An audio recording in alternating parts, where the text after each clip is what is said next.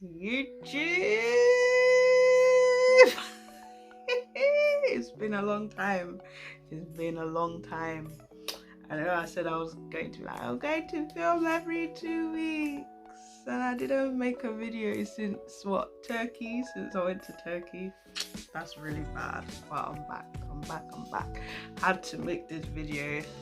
We're coming towards the end of 2020.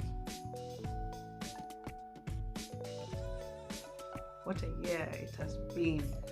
The unbelievable year, the year that put everybody back in their place. Everyone was put in their place in 2020. Plans? What plans? What plans? Do you know when they say, yeah, you make plans and then God makes plans, and God is the best of planners? Everyone was like, yes, 2020, I'm going to travel. I'm going to do this, I'm going to do that, myself included, because this year is the year I turned 30, and I said my 30th is going to be lit. My 30th is going to be lit. I'm going to go to New York. I'm going to celebrate in New York. These were my plans.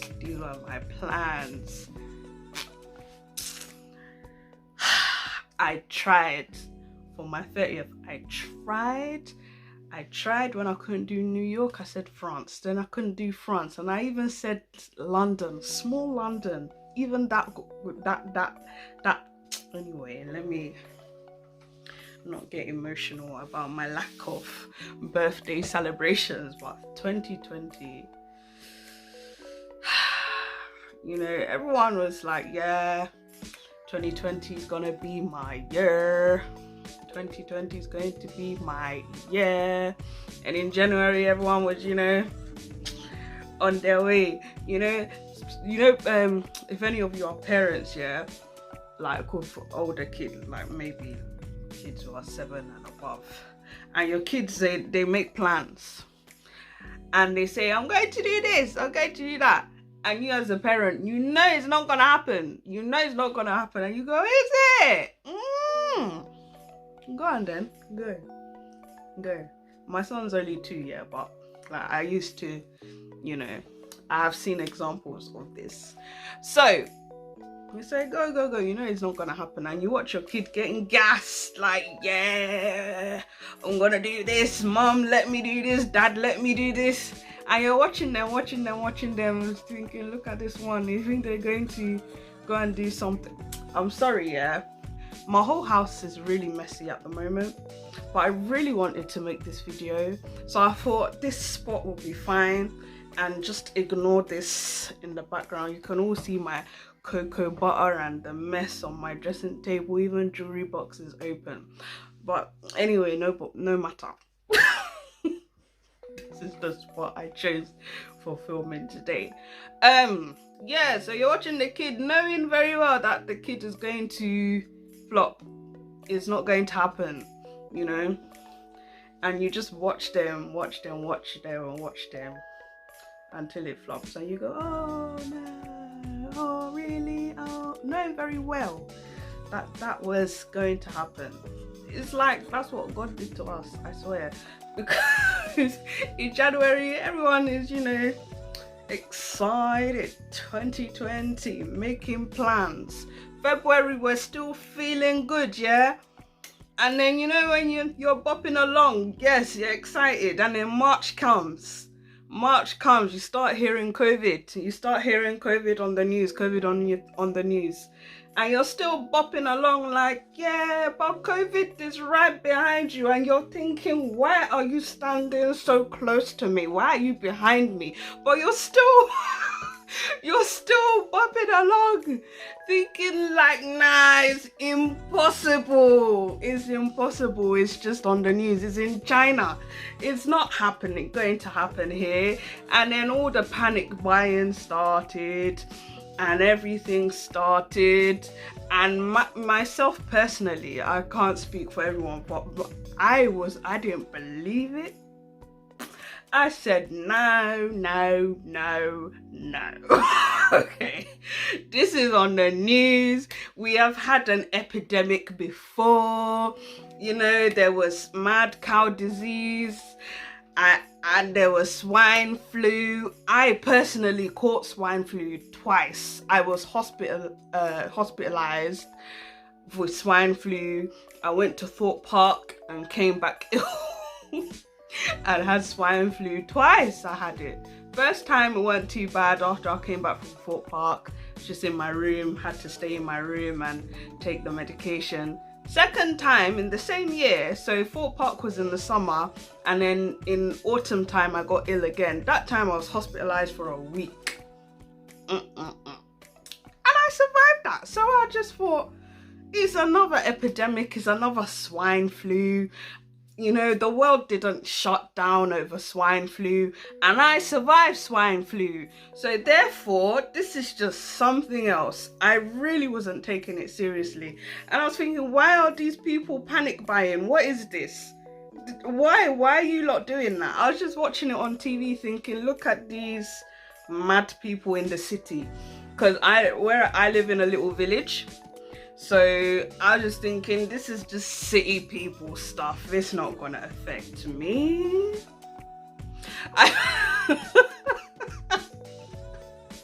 Honestly, that's what I thought. I said, nah, just madness in the city. It ain't coming here. There's no one lives here. So, you know, this is a city people problem. And I had my Tesco shop delivered, and there was no pasta. They couldn't supply me with pasta.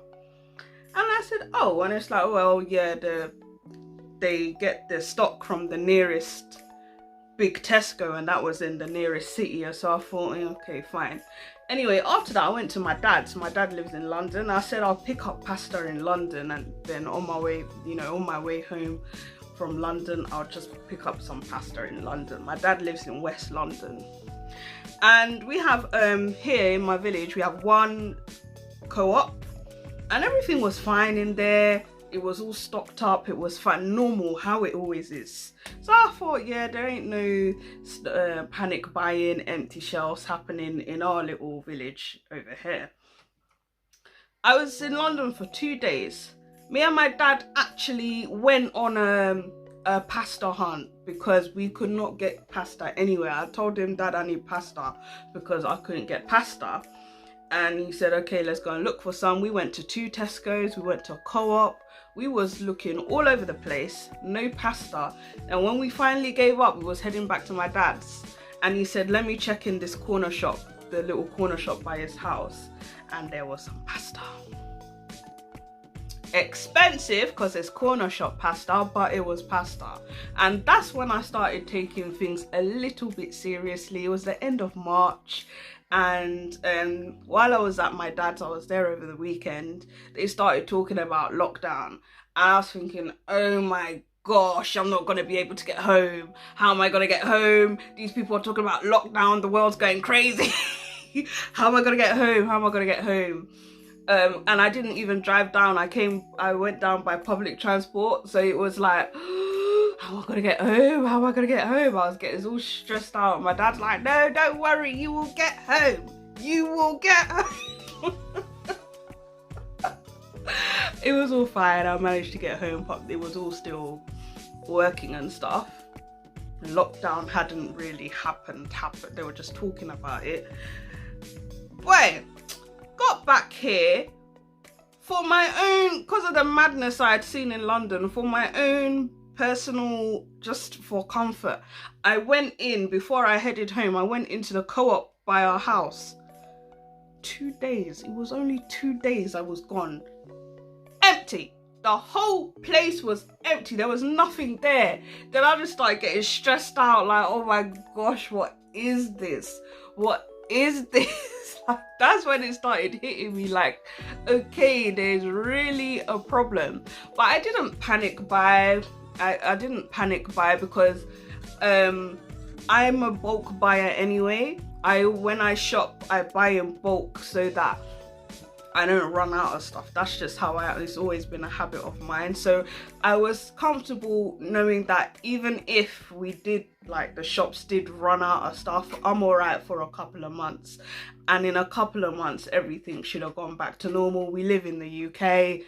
I don't expect that. Like, I really wasn't feeling like this was really going to be an apocalypse.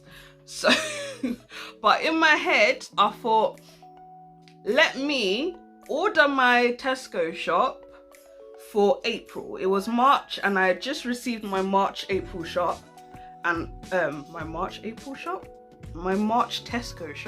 I thought, let me buy my April Tesco shop, because April was my son's second birthday and I wanted him to have, because obviously we weren't going to get to have like a party or anything, I wanted him to have his favourite cartoon birthday cake. And they had it in Tesco, and I said, let me just order it now, because I'm telling you, the way people are panic buying, there's not going to be any slots by the time April comes. And by Jove, I'm glad I did, because when I went on there, it looked like everyone else in my area had the same idea, because I booked it for, I wanted the shop to come on the 9th of April. My son's birthday was the 11th. I wanted it to come a day or a couple of days before. And bear in mind, I was ordering this in March, and I was lucky, like, all the slots up till the 9th of April were all taken up. And like, if I had left it another day, I wouldn't have got a slot, honestly. And it was before the supermarkets brought in all the restrictions and all of that. So I booked it, and it was crazy. My little toddler had to have his birthday in lockdown, and I was still, in my mind, I said, you know what, it's not gonna last that long.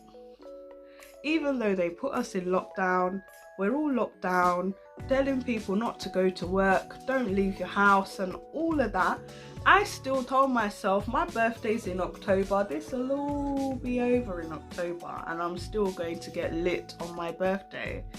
Even though my friends were telling me to forget about it, I said, no. This will be gone by October. Look, it's March, it's April. Like, there is no way by October we're not going to be able to go to New York. And then when it started looking like I won't be able to get to New York, I decided on France. And then France quarantine rules and all of that came in, and it was like, really?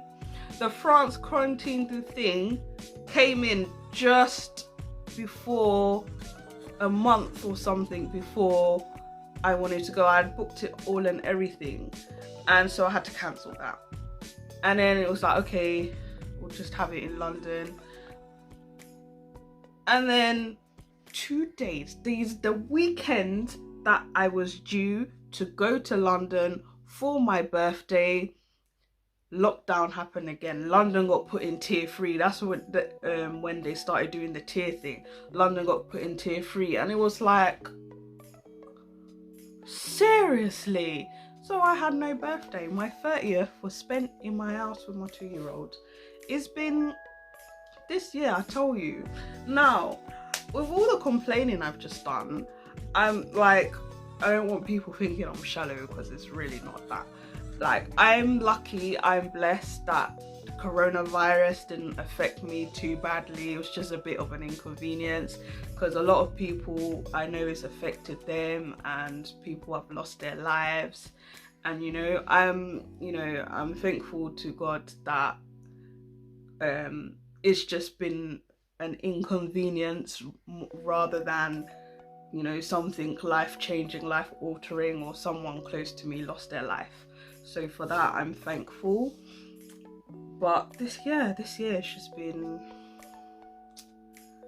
spectacular. But I did manage to squeeze in a holiday. I went to Turkey. I booked it like on a whim. I said, you know what, all this lockdown, I need to get out of here. I was going crazy. I need to get out of here. I need to go somewhere. This cannot be, I cannot have wasted an entire year in my house. So all the plans, my summer was ruined because I had car problems, so I didn't have a car the whole summer, and it was just like, no. So yeah, I managed to get to Turkey, and luckily 2 days after I got back, then they suddenly put in their quarantine rules. It's like, ha, been already, got back already, had my one holiday at least, and I felt a little bit better. I went in end of September. But boy, 2020, Trump is gone. I don't really, what can you say about 2020? 2020 has just got everyone shook. No one, like, have you noticed, no single person is saying 2021 this, 2021 that. 2020 put everyone in their place. Now everyone has humbled themselves. Everyone has said, listen, 2020 has shown us to keep quiet. To keep quiet and not push our luck, because every plan that every single person made fell flat. Everyone fell flat on their face, and it's been incredible. It's been incredible that a whole year just really just humbled the entire world. The entire world has been humbled. Coronavirus, you have humbled us. But yeah, I will stop my video here. I will be back with a next one soon. Thanks for watching, guys. Like, share, subscribe. Let me know how 2020 has been for you, if you'd like to let me know. Always happy to read comments and stuff. But I'll see you guys later.